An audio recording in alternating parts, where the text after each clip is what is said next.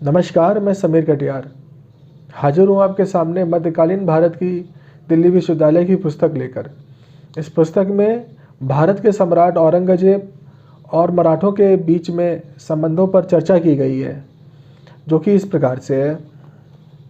मराठों के साथ संबंधों के बारे में भी औरंगजेब की अभिवृत्ति में स्पष्ट परिवर्तन दृष्टिगोचर होता है।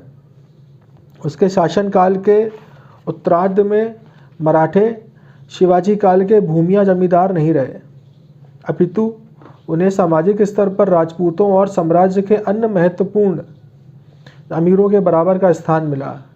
बीजापुर और गोलकुंडा के पतन के बाद तो मुगल सेवा में मराठों और दक्कनियों की भरमार हो गई।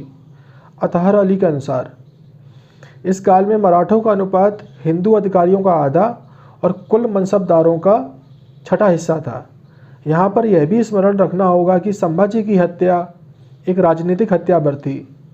इस प्रसंग में भीमसेन का कहना है कि इस हत्या ने औरंगजेब को इसमें तबाह कर दिया कि इन्वर्टेड कॉमा वह अपने शेष जीवन काल में मराठों को दबाने में और उनके गढ़ों पर अधिकार जमाने में ही लगा रहा, इन्वर्टेड कॉमा क्लोज।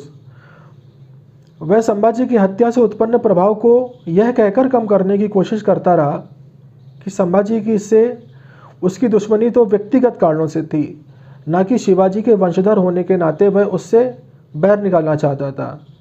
इसलिए संभाजी की हत्या के तुरंत बाद उसने संभाजी के बेटे साहू को बादशाह के निवास के ठीक पास की गुलालबाड़ी में ठहराया और उसे 7,000 बटे 7,000 यानी कि 7,000 घुड़सवार और 7,000 घोड़े का मनसब दिया। औरंगजेब का यह काम बीजापुर और गोलकुंडा के अपदस्थ शासकों के बारे में अपनाए गए रास्ते से ठीक उल्टा था, क्योंकि वह पदच्युति के तत्काल बाद उन्हें ग्वालियर दुर्ग के कारागार में डाल दिया गया था, जहां उन्होंने अपना शेष जीवन जेल में ही काटा।